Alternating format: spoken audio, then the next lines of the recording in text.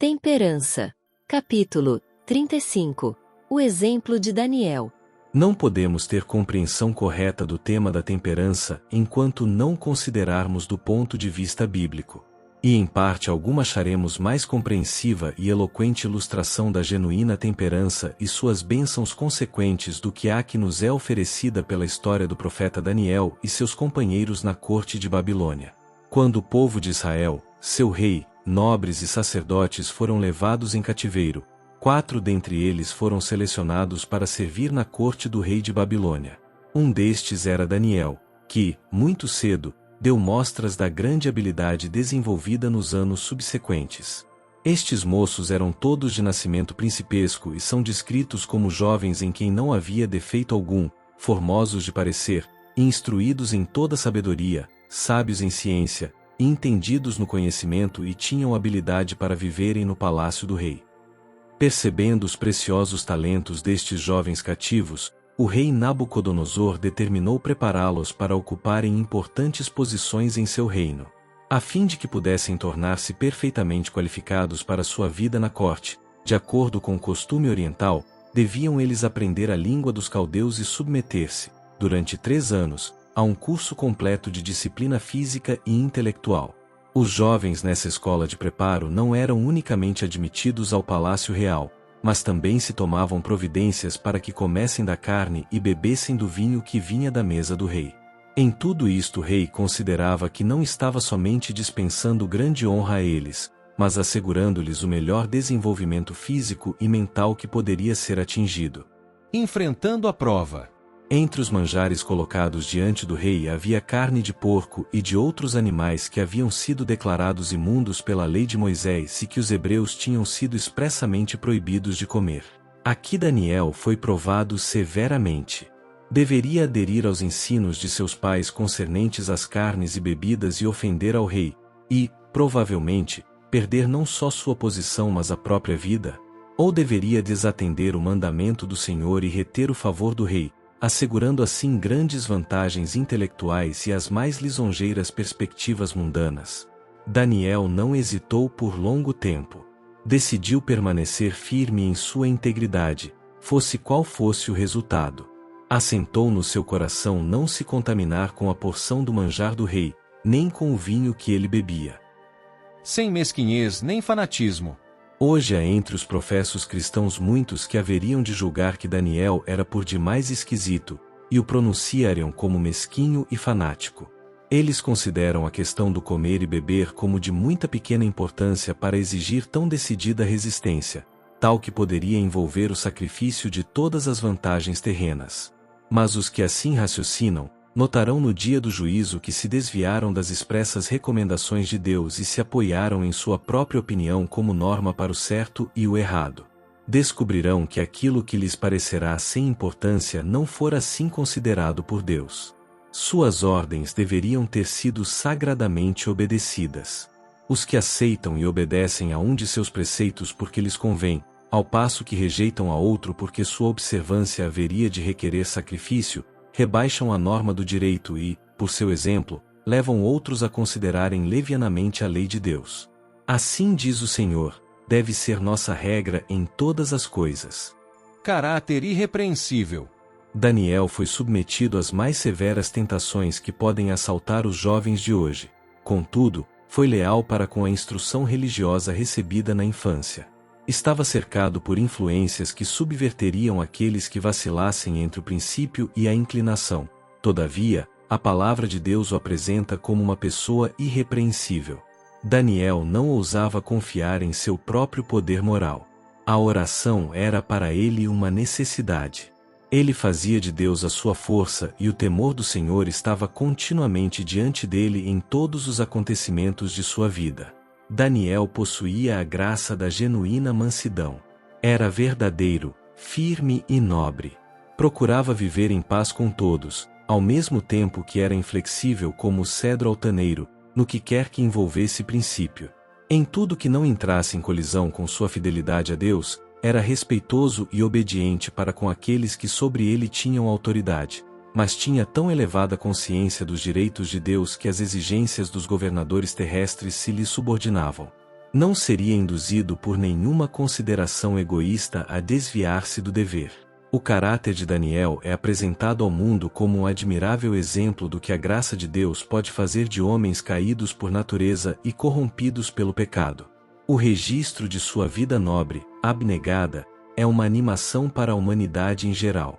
Dela podemos reunir forças para resistir nobremente à tentação, firmes e na graça da mansidão, manter-nos na defesa do direito sob a mais severa provação. A aprovação de Deus, mais cara que a própria vida. Daniel poderia haver encontrado uma desculpa plausível para desviar-se de seus estritos hábitos de temperança. Mas a aprovação de Deus era para ele mais cara do que o favor do mais poderoso potentado terrestre, mais cara mesmo do que a própria vida.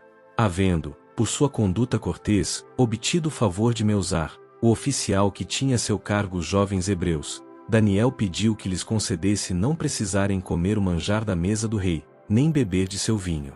Meusar temia que, condescendendo com este pedido, poderia incorrer no desagrado do rei, e assim pôr em perigo a própria vida. Como acontece com muitos hoje em dia, ele pensava que um regime moderado faria com que esses jovens se tornassem pálidos e de aparência doentia, e deficientes na força muscular, ao passo que o abundante alimento da mesa do rei os tornaria corados e belos, e promoveria as atividades físicas e mentais. Daniel pediu que a questão se decidisse por uma prova de 10 dias, sendo permitido aos jovens hebreus, durante esse breve período, comer alimentos simples, enquanto seus companheiros participavam das guloseimas do rei. A petição foi, finalmente, deferida, e então Daniel se sentiu seguro de que havia ganho a causa. Conquanto jovem, havia visto os danosos efeitos do vinho e de um viver luxuoso, sobre a saúde física e mental. Deus defende seus servos.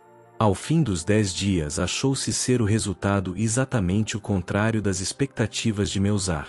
Não somente na aparência pessoal, mas em atividade física e vigor mental, aqueles que haviam sido temperantes em seus hábitos exibiram notável superioridade sobre seus companheiros, que condescenderam com o apetite.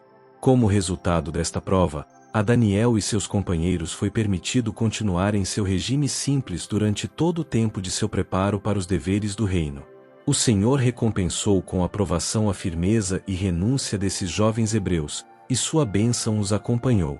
Ele lhes deu o conhecimento e a inteligência em todas as letras e sabedoria, mas a Daniel deu entendimento em toda visão e sonhos.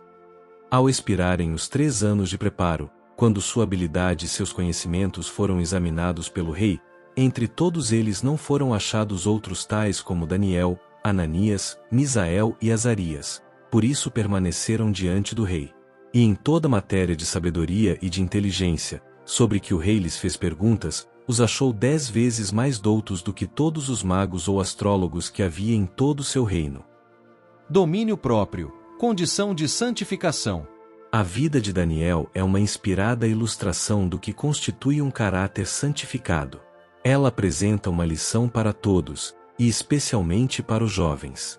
Uma estrita submissão às ordens de Deus é benéfica à saúde do corpo e do espírito. A fim de atingir a mais elevada norma de aquisições morais e intelectuais, é necessário buscar sabedoria e força de Deus e observar estrita temperança em todos os hábitos de vida. Na vida de Daniel e seus companheiros, temos um exemplo da vitória do princípio sobre a tentação para condescender com o apetite. Isto nos mostra que, mediante os princípios religiosos, os jovens podem triunfar sobre as concupiscências da carne e permanecer leais aos mandos divinos, embora lhes custe grande sacrifício. Que seria de Daniel e seus companheiros se houvessem transigido com aqueles oficiais pagãos, e cedido à pressão do momento, comendo e bebendo como era costume entre os babilônios? Aquele único exemplo de desvio dos princípios teria debilitado sua consciência do direito e da aversão ao mal. A condescendência com o apetite teria envolvido o sacrifício do vigor físico, a clareza do intelecto e o poder espiritual. Um passo errado teria, provavelmente, levado a outros, até que, interrompendo sua ligação com o céu, teriam sido arrastados pela tentação. Disse Deus: aos que me honram honrarei. Enquanto Daniel se apegava a Deus com firme confiança, o espírito de poder profético vinha sobre ele. Enquanto era instruído pelos homens nos deveres da vida da corte, era por Deus ensinado a ler os mistérios dos séculos futuros e a apresentar às gerações vindouras, mediante números e símiles, as maravilhosas coisas que se dariam nos últimos dias. Os jovens hebreus não agiram presunçosamente, mas com firme confiança em Deus. Não escolheram ser singulares, mas se-lo-iam de preferência a desonrar a Deus. A recompensa da temperança para nós, também. Os hebreus cativos eram homens sujeitos às mesmas paixões que nós. Em meio às sedutoras influências das luxuosas cortes de Babilônia, permaneceram fiéis.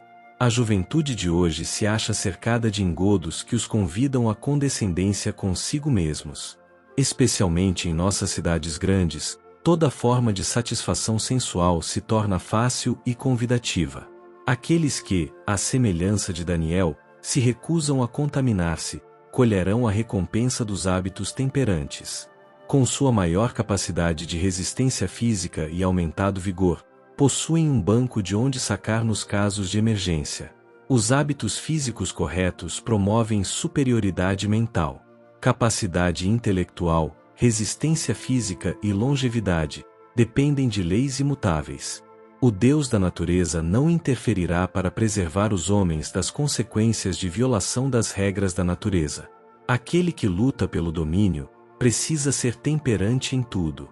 A clareza mental e a firmeza de propósitos de Daniel, sua capacidade de adquirir conhecimentos e de resistir à tentação, deviam-se, em alto grau, à simplicidade de seu regime alimentar aliada a uma vida de oração. Há muita verdade genuína no adágio. Todo homem é o arquiteto de sua própria sorte.